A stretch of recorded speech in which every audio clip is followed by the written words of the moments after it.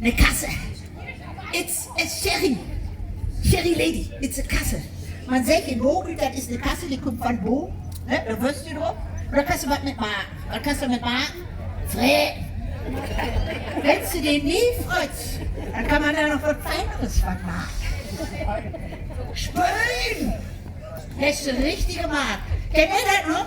Ja. Mit der Kasse spölen? Ey, hoch? Komm mal hier. Komm hier.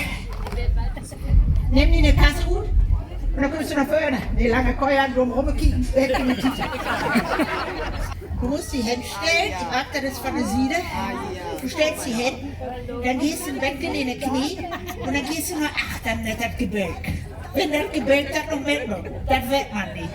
Es kann werden, dass du so stehen bleibst und dann musst du hoffen, dass eine kommt und die von achtern eine Tritt wirft.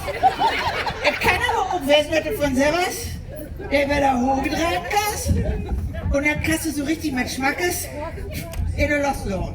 Also so. Oh! Ich will doch das Stadtmarketing in Bilder, ja?